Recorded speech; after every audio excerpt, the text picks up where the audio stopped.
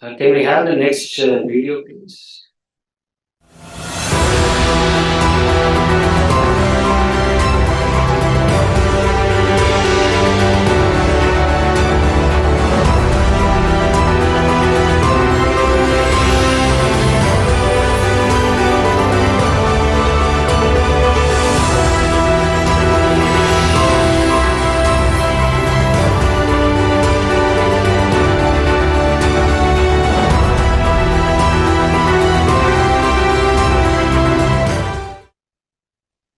So it's my pleasure to introduce the next session panelist, Dr. Yuhang Pan, who's an assistant professor of economics at the Institute of Global Health and Development at Peking University.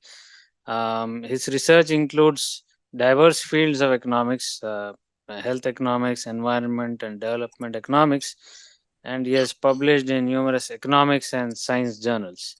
And today he'll be again talking on an aspect of air pollution and health. Over to you, Dr. Yuhang Pan. Okay, thank you so much. Yeah, I have slides, and I would like to share my slides. So can you see my screen? Yes, we can see it. Okay, that's great. So thank you so much for having me here, and thank you for your kind introduction. I am Yuhang Pan. I'm from China. I'm currently assistant professor of economics at the Institute for Global Health and Development, and I'm from Peking University. So I also put my email here. So through the presentation, if you have any questions just after the presentation, you can email me. So I also would like to thank like Anthony for his great explanation on like the current topics that are related to the air pollution. And so I'm also happy that my topics not that can be distinguished with him, because Anthony focused more on the lung health part, the consequences of the air pollution, and I still focus on like how to deal with the pollution's impacts on health, especially particularly how to use policies to reshape the pollution and the health relationship. So my title is unlocking the resilience. So maybe I think this is a new direction in this field. And also I'm from academia, so the presentation will follow a string of the like a lot of results just produced. Yep. So next slides. What I want to quote, like in my motivation, is that in recent years we still have a lot of children, actually a large number of children that they're born in polluted regions. Okay. So since this century, just in this century, more than more than 97% of children they're born in countries where PM 2.5 levels still like cannot meet the WHO standards. So this number you can find is almost 100%. So you can find the figure left side here. So the blue bars here plot the percentage of the children they born in countries that with the annual the pollution levels, the PM 2.5 levels, that is smaller than the WHO's restrictions, the standard, or a 10 microgram per cubic meter. So before 2008, you can find only like less than 1% of children they born in healthy environment. And right after 2008, because the United States and Kiribati, these two countries, their annual 2.5 levels just dropped below the 10 microgram per cubic meters. Okay, the concentration levels that becomes healthy since 2008. Then globally, around 4%, the children, they can get their birth in a healthy environment, but the numbers are still quite small. And then at the right-hand side, the y-axis here, I plot the percentage of the countries that their annual PM 2.5 levels can meet the WHO standard, okay, at the right-hand side. So the numbers are still, the percentage are still below like 20%, but we are still making progress. This is kind of good news. And at the other side figure is about India. So what I plot here is the India's new birth PM PM 2.5 exposure from 1990 to 2021. So this is about 30 years, 3 decades. And what I want to show you here is that first, like the blue bars is about the number of the potential the share of India's new births that's related to the global new births. So we can find there's like small fluctuations, but almost 20% of the new births, or we can say that 1 of 5 children born in this world are in India. Okay, and so this is quite a great numbers.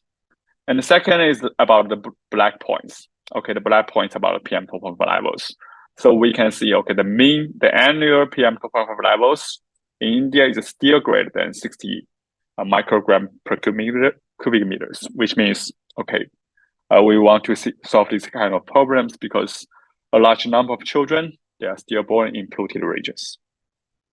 Okay, so in this field about the health and pollution relationship, we have already got knowledge about a lot of things. So what we have known for this issue, the first, I just borrowed data from World Bank. So I just plot the data that about the annual PM 2.5 air pollution levels versus life expectancy in 2007.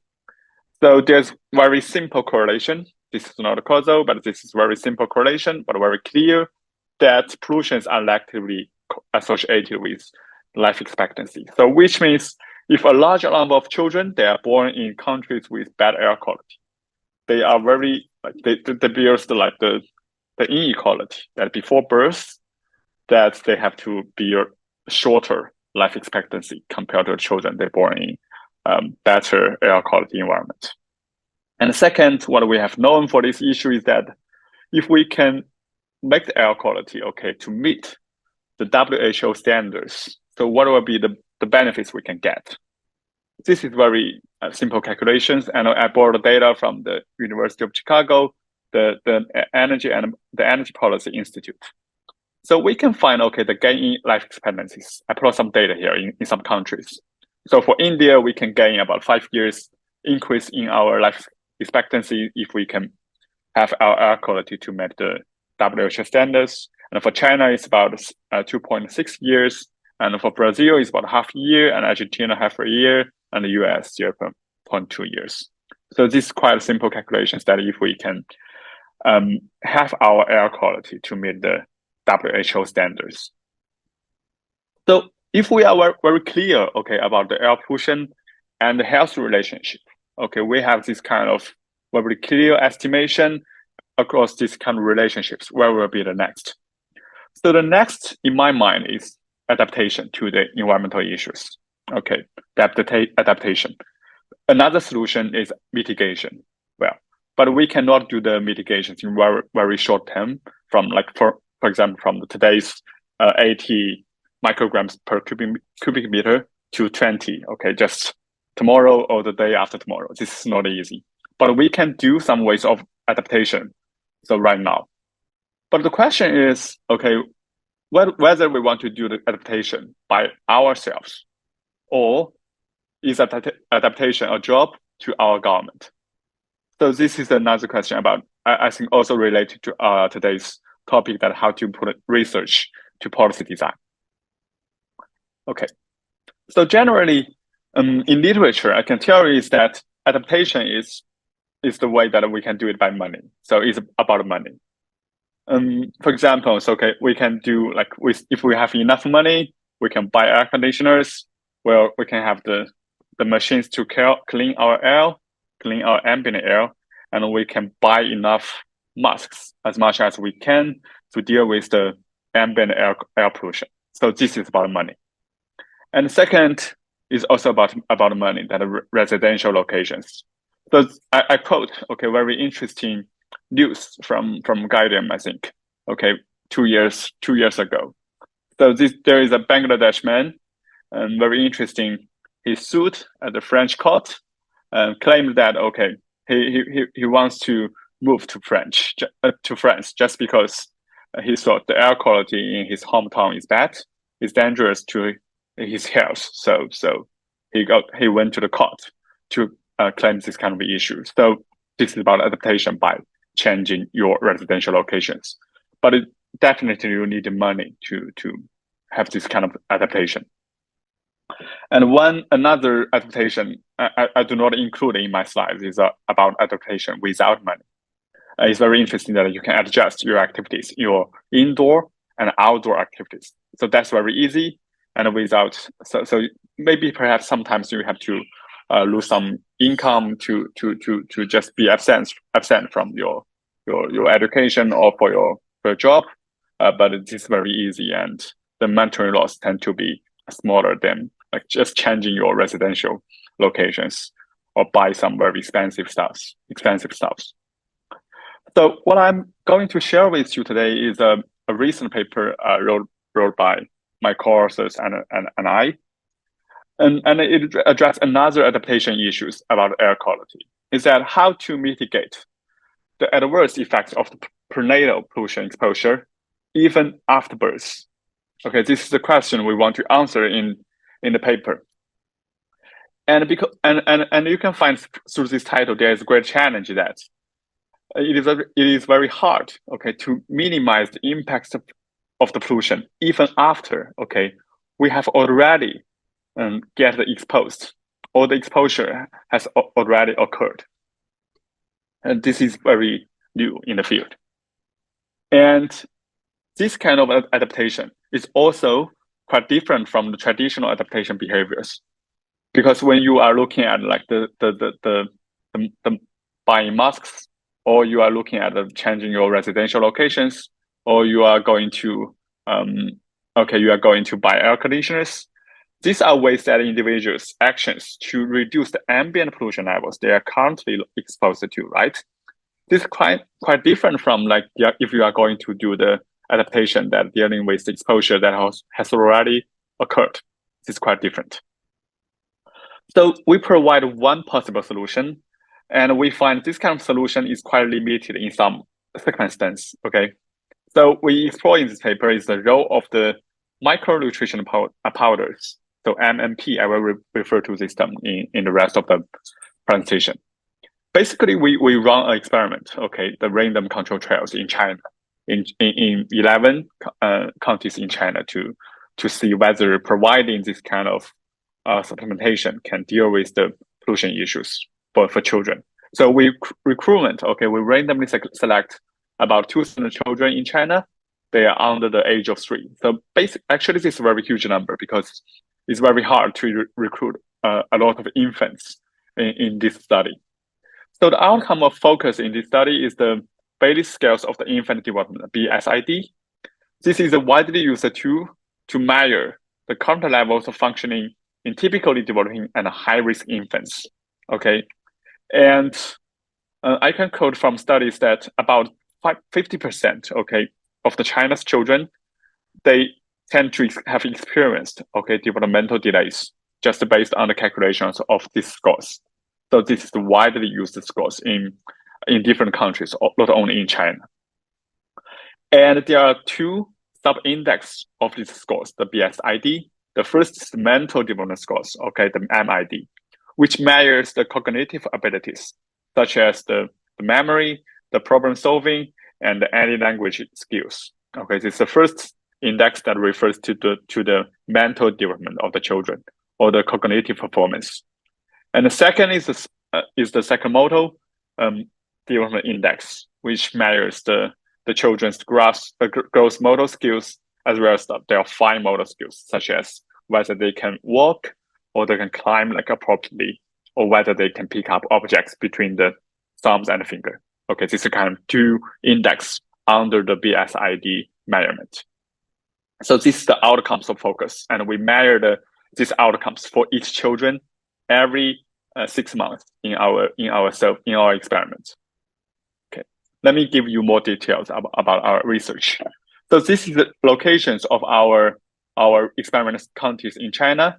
Is in central China, and all these counties also build like moderate pollution levels. Okay, about 40 in China. Their annual average levels of PM 2.5 is about 40, which is about 8 times higher than the WHO's recommendation.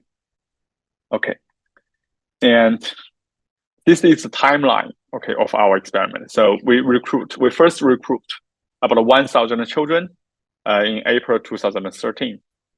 2013, yeah. And then we conduct a surveys every 6 months. And then we find, okay, we find another opportunity to recruit more children. So we have more 1,000 more children in October 2014. And then we do the same surveys for them. And for 2/3 of them, we make them as the control groups, and 1/3 of them are in the treatment groups. Okay, so we have control groups, we have treatment groups, and different children, they experience the different pollution levels, and we provide them micronutrition powders to see whether providing them this kind of supplementation can help them to offset the negative impacts from the air pollution. Okay. Next. So in this slides, I just want to show you what kind of things, okay, are in our micronutrition powders. I'm not a doctor, so I just want to show that, okay, there's a list of compositions like vitamin A to B, C, D, E, and other stuff, and multiple stuffs. Okay, and these compositions, okay, are in line with the nutritional requirements outlined in the China standard, actually, and ensure that, okay, our experiment has a kind of suitability for addressing like nutritional deficiency programs in young children or in other outcomes if we want to expand it in to deal with the pollution issues. Okay. So let me give you some graphical analysis before our formal results. So we just show, I just want to show there are some correlations between the pollution exposure and the postnatal, okay, the measures of the children's performance. And we divide them, okay, according to the to public health. We divide the pregnancy period to 3, okay, the first trimester, the second, and the third, and because they're corresponding to different growth of the children's, like the brains and their bodies. And what we find here is that in this slide, we plot the variables, the factors like the first trimester's PM 2.5 exposure versus, okay, the psychomodal development index, the physical performance, and as well as the mental development index, the cognitive performance. What we find there is an insignificant impacts. Okay, the pattern is not that significant. But if we tend to, okay, the second trimester's pollution exposure, we find very surprising results. So these are just correlations, are very simple graphs.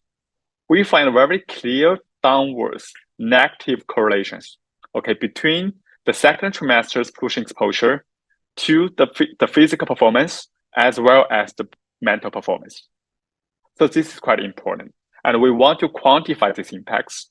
So in our subsequent analysis, so remember the second trimester's pollution exposure, and then we also document the correlations between the third trimester's pollution exposure versus the physical performance as well as the mental performance. So this is the last one, and we find, okay, the results tend to be like insignificant. And so overall, we find, okay, the second trimester's pollution exposure tend to be more important compared to others. And we tested formally in econometric models. So let me summarize the results here. Okay, so the tables basically tell you 2 kinds of information. The first is that 10 microgram per cubic meter increase in the first trimester's PM 2.5 concentrations can lead to about 2-point reduction in the mental development index. So if the index, okay, is below 80, then the children can be classified as impairment. So this is quite serious.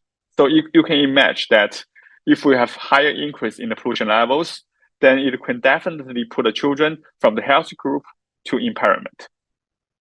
And second, for the second trimester's pollution exposure, we find, okay, 10 microgram per cubic meter increase in the pollution levels can lead to about 1.2 to 1.5 reduction in the mental development index. So this is also quite large numbers. And what I want to mention here is that this is also a causal relationships, because we adopt the instrument variable approaches to instrument to our pushing levels. Okay. And the next one is that we examine the causal relationships between the prenatal pushing exposure to the physical performance, the PDI. And we find very similar results, that the prenatal pushing exposure can reduce the physical performance, okay, to 2 points and 1 point respectively. Okay, this is our first story. Actually, our first story tells that, okay, we validate there is a negative correlation, a causal relationship between the pushing exposure and the postnatal performance of the children in at least 3 years. Okay.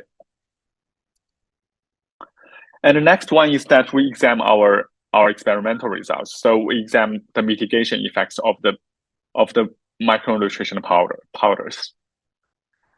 And so the first one is that we have the bad news, that through the interaction terms, because we compare the children that with the micronutrition powders versus the children that without micronutrition powders. Okay, we find providing postnatal micronutrition powders has nothing to do with the pollution and mental performance relationship.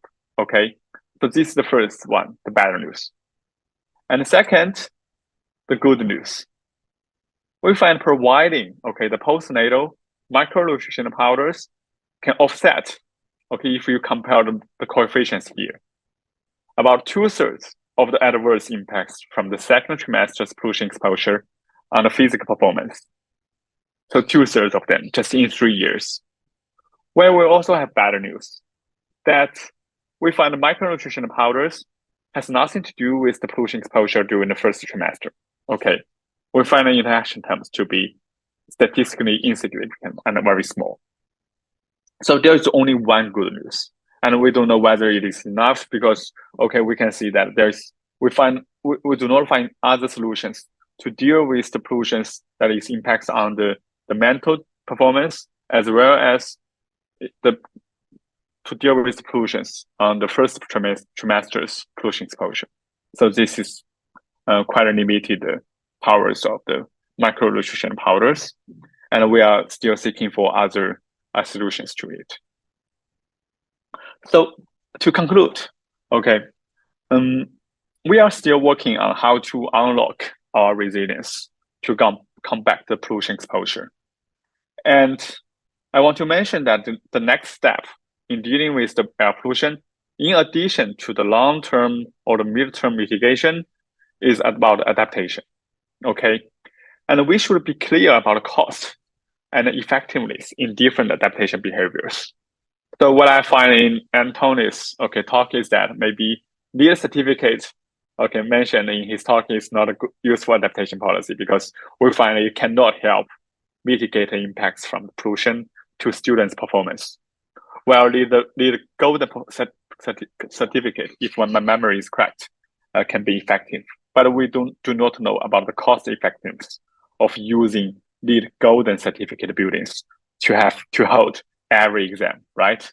So we must have a very clear understanding of the cost effectiveness of different adaptation policies. And here we have known some ways to adapt to the contemporary pollution exposures. But in later knowledge, I would like to say about the ways to offset past pollution exposures impacts, right? And here in this paper, we only provide one example that still have a lot of limitations, that using the micronutrition powders to deal with the prenatal pollution exposures on children's physical performance. And for infants, I would say it is about inequality and very important lifelong benefits for them. And this inequality is predetermined before their birth. So maybe we need to think about, to adapt to the pollution levels by ourselves sometimes, or we want to get subsidies from the government to help the children to get out to be away from the pollution exposure. Okay, so that's all about my presentation. Thank you so much.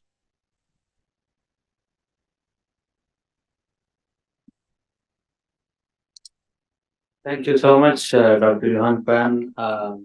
Any questions from the audience, especially Dr. Nuzat?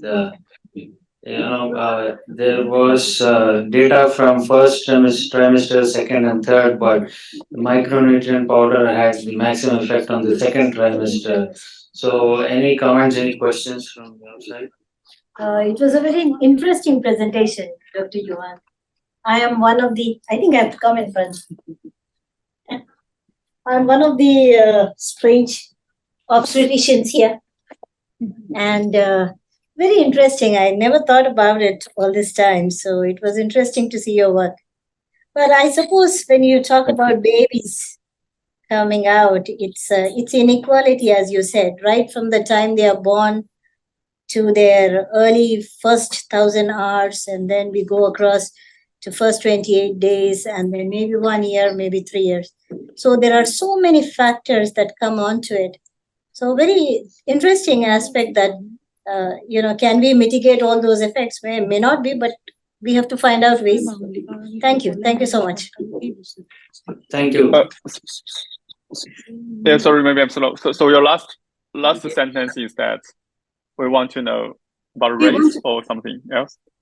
We need to find out ways to remove that inequality. Then there are so many ways. The variables are so many, and you targeted micronutrients.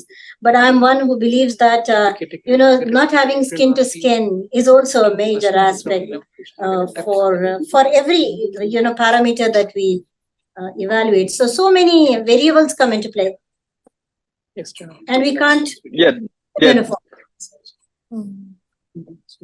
Yeah, that's correct. We have so many ways to deal with the prenatal pollution exposure. And for example, like from the government side, so my ongoing projects actually in Africa, we use the data to test whether providing like roads, the transportations, as well as like from the dams, because the dams can help, like in Africa, to help reduce the working hours for women, because mothers need to collect the water, right? And the dam sometimes can can reduce the exposure like to risks during the pregnancy. Okay, so the key issue, I quite agree with you that there are many ways, but the key issue is that we do not know the cost effectiveness or the right, because we do not know which kind of tools are most effective, and we want to have actually create a toolbox. So I think in the future for sustainable development, it should be like evidence driven or evidence based sustainable management. And we have ways to show that, if we want to deal with the, like, for example, heat waves impacts on health, or the heat waves impacts on the children, or pollution impacts, or whatever. We want to have quantitative evidence to tell us what kind of ways can be worth to do under like constrained budget, given that most constraint, the issues are in the developing countries, right? And they have limited constraints. And we want to know whether families to bear the cost or the government to help us to subsidize the program. Yeah. Thank you, Jan. But I had a comment. So surely we cannot blame only our parents for our life expectancy. We are also exposing the postnatal and period to so many pollutants. So in that 3-year period, how did you adjust for that? So sorry, my collection maybe not that good. So you mean that the parents can have to be like life expectancy programs from air pollution? And my question was that in the 3-year postnatal period, the child was again exposed to so many pollutants. So how did you adjust for that?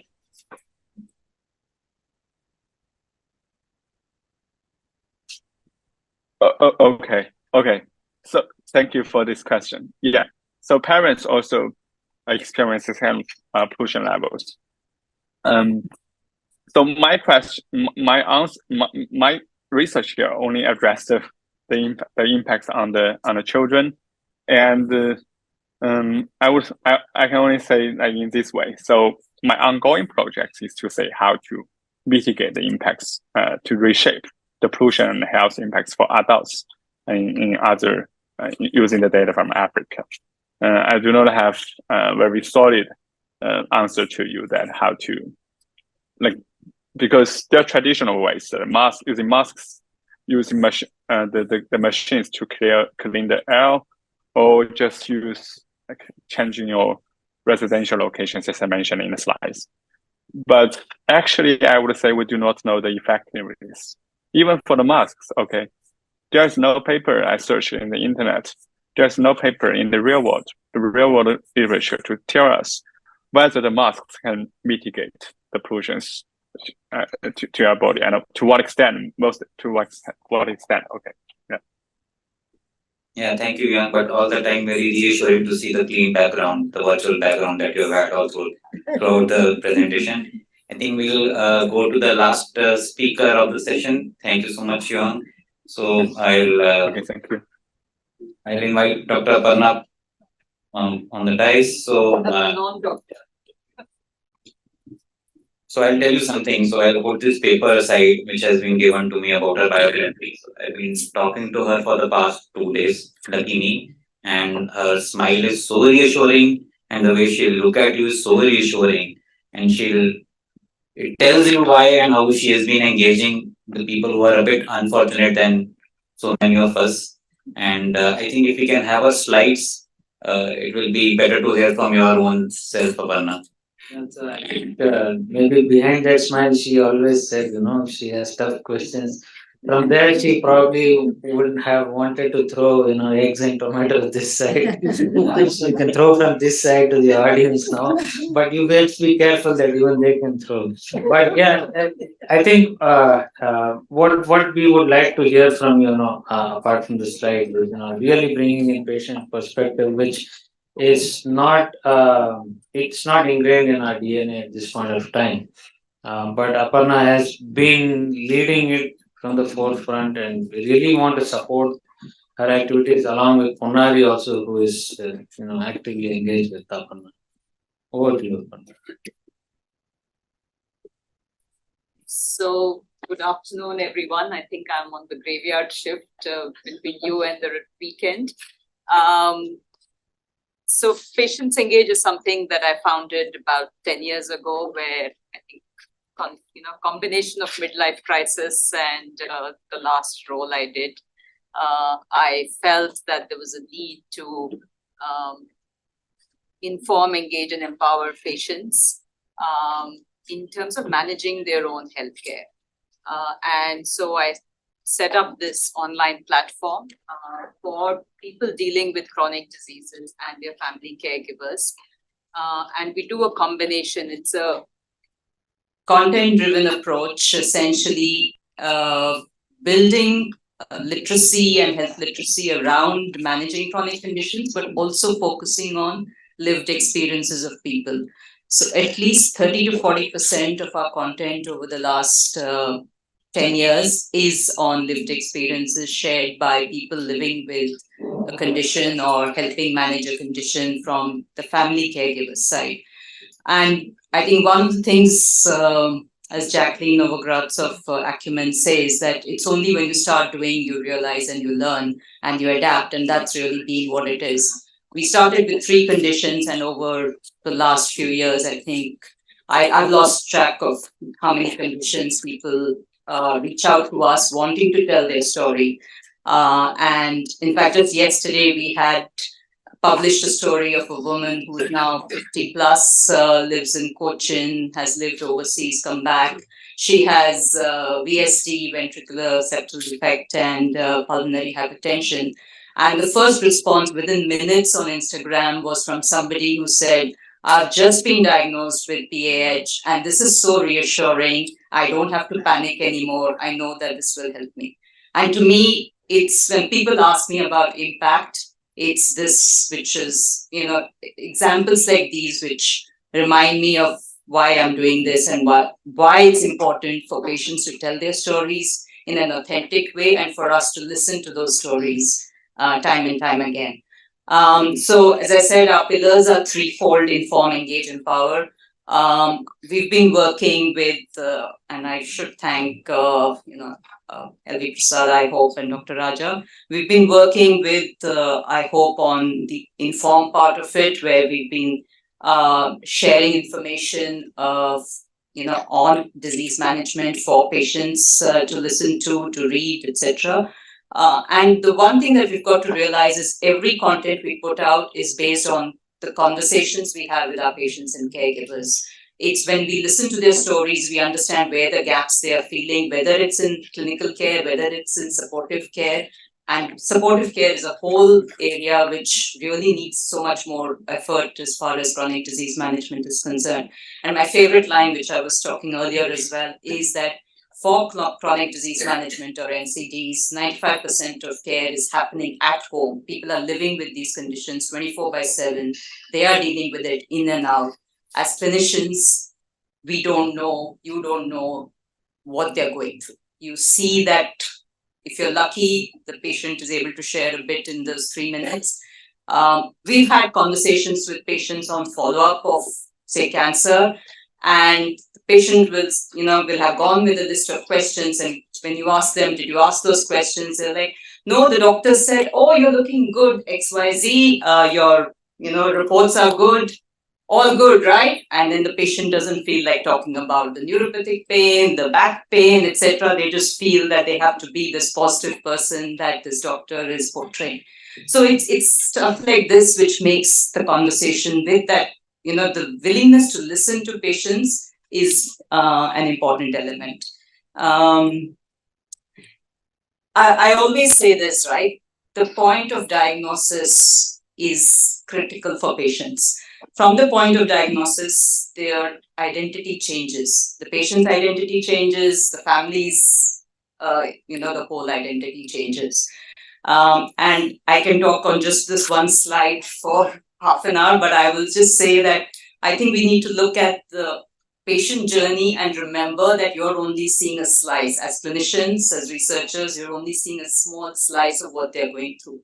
Most patients are dealing with, or their families are dealing with multiple conditions, and which was one of the reasons we didn't stick with one condition. We said we cover as many as we possibly can over time, and we kept adding, because in a family there'll be the woman may be dealing with an autoimmune condition, she may have a husband who's dealing with Parkinson's, she may have a mother-in-law who's dealing with stroke and dementia. So there's a lot that's going on in their families, and I think it's important for us to recognize that we don't know what's happening. So if somebody is quote unquote non-compliant, we must really understand why that is, right? And have they even bought into it? We still don't talk in any of the conversations, we still don't talk of shared decision making. We still don't talk of patients. We talk of supporting patient management, but we don't talk of supporting patients managing their condition. And that's the key difference that has to come in, because they are living with it 24/7. They are dealing with multiple specialties, multiple doctors, multiple labs, etc. And they need to be empowered, and we need to be empowered, because we're all going to be patients and caregivers, to be able to handle all of that information and to have those conversations. So that's been always a approach for us. We support a wider network. Patients and patient groups reach out to us. We offer platforms for smaller patient groups. We've built content over the last 10 years in English, Hindi, audio content. All of our content on the website has an audio option, because we realized that not everybody can read. And as it turned out, when we did it when we launched the Hindi site, because we said some people will be just more comfortable listening to Hindi. And then we had older patients who discovered that and said, this is so helpful because I struggle to read. So, just making content accessible.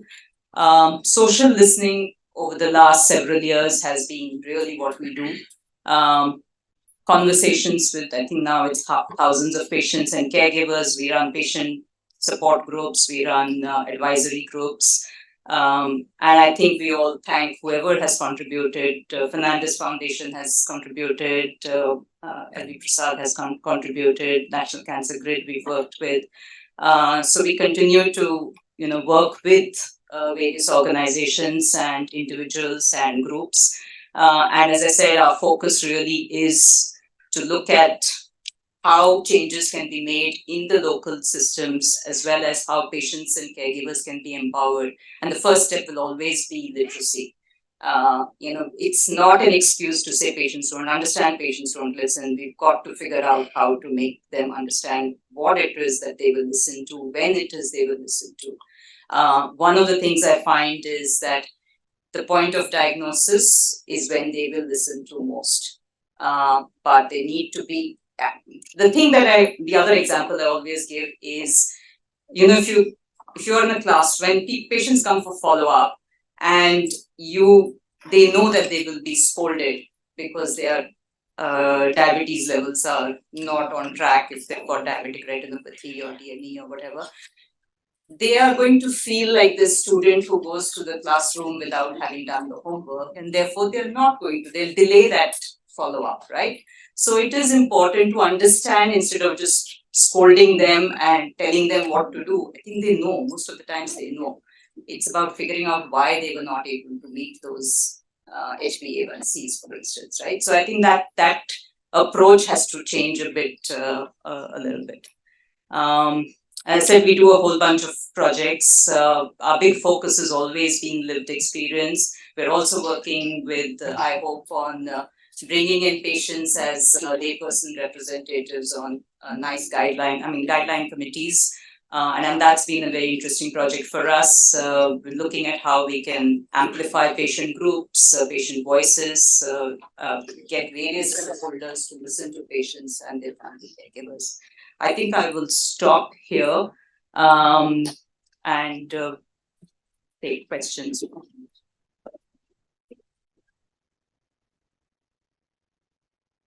Thank you so much, Aparna. Anybody have any questions? Yeah. So much. I think this is fantastic. You're doing it. Next patient. I think it's been a audio is on. yeah. So one of the big things I have seen in my own work in USA, any part of the world, is patients have a very hard time with chronic diseases, and I'm one of them. Just happen to have a disease where I'm the only known case, so there's nobody to go to ask. They don't know how to navigate the health system. So do you also take that step? Because having a healthcare navigator is, I think, huge for families and patients. And we don't make it easy in any health system. Thank you, Dr. Mehul. So I think you're right, and I think as Dr. Victor Montori always reminds us that as we're getting more and more technology savvy, we are putting the burden on care more and more on the patient. I don't know if you've come across his work.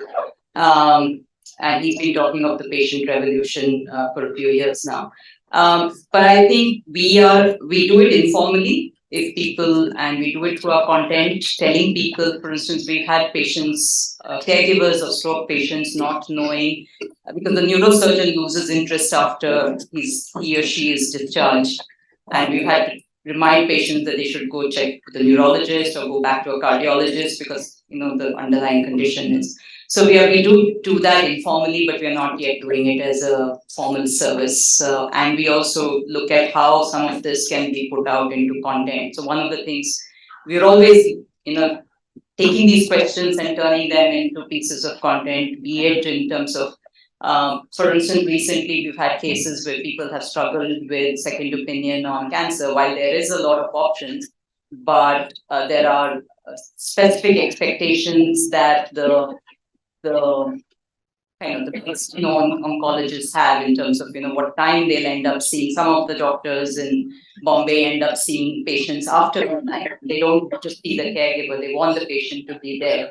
So we're thinking of how we put that out as content. We're also seeing now families of young people in a family which has got many cases of cancer coming and saying, what can we do to manage this? Do we do the BRCA test? Do we not do it? Etc. etc. So we're every time we get a question, we look at how to put it out so that we're not just answering that one question, but we're looking at it from a content perspective. Yeah, I mean, that's a very big question. I don't think there's, and to scale it up, it's a massive amount of work. Somehow it needs to bring in a lot more caregivers, and everyone has to be geared up for that particular task, and you need a lot of training. So I don't know if you are trying to do this in multiple disease. And you mentioned about 70 or so disease conditions. Over time, I mean, we don't. Yeah, I think our level of focus is different. Some will only be a couple of articles, but there'll be others which over time become more and more. We've let it grow organically. We've not kind of said we only restrict, because we have had patients come and say, I don't know anybody with narcolepsy. I want to tell my story just in case I can connect with somebody. Or, somebody with idiopathic intracranial hypertension reached out and said, I want to tell my story. And we said, we give them that platform. And sometimes as a result of that, we will get, a clinician to also answer a few questions, or we find there's a need to talk about the rehab care, for instance, that may be useful. Like rare diseases, we talk of the personal voices of rare diseases. Right now, we're also looking at how we can talk about the rehabilitation care, because most of them don't have cures, but there is a lot that can be still done from a rehab perspective. So we're kind of constantly looking at how we can partner with the various organizations and put content out like that. Well, It was absolutely brilliant hearing. I have heard about this platform many times, but I hadn't met the founder.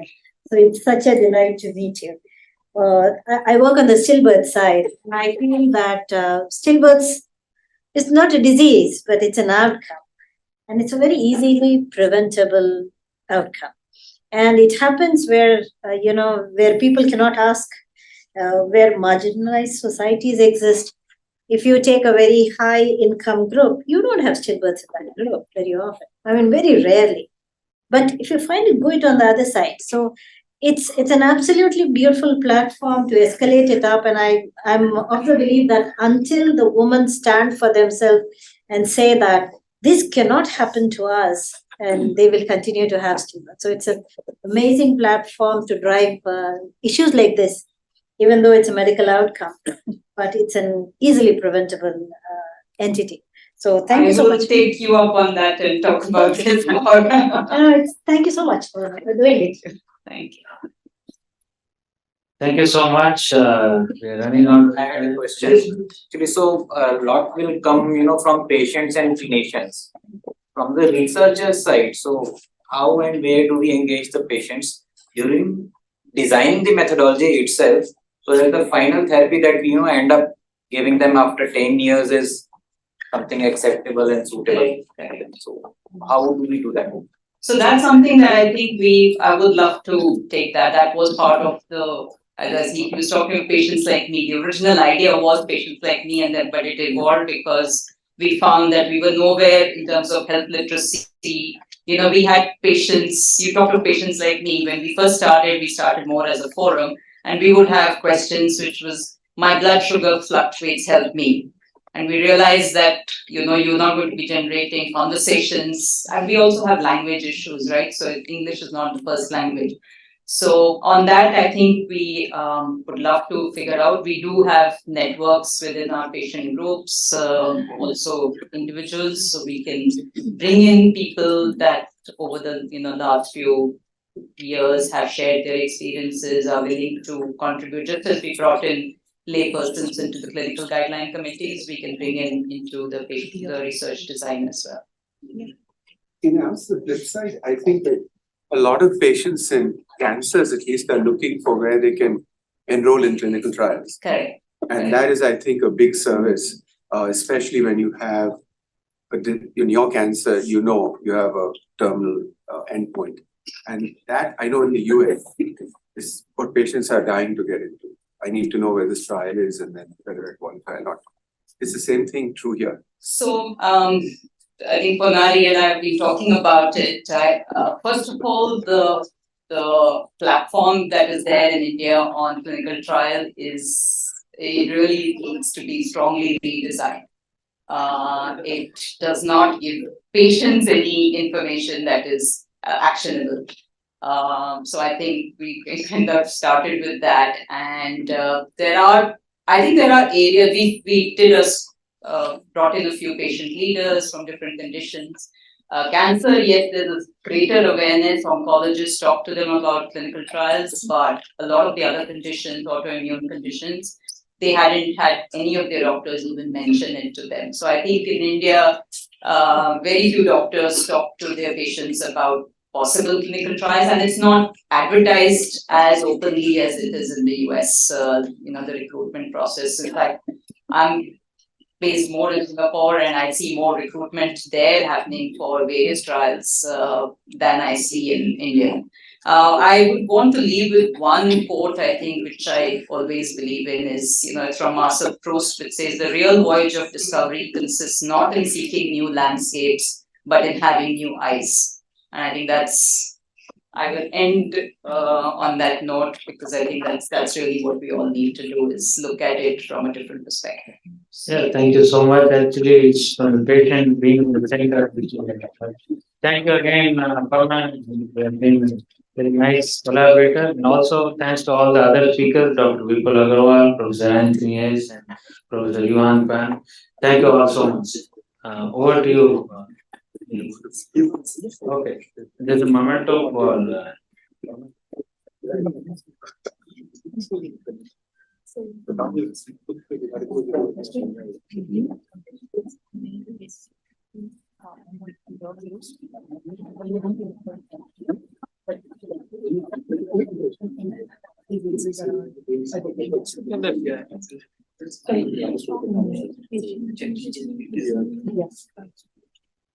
Thank you so much, everyone. I would like to invite Dr. Vipin on stage to give vote of thanks.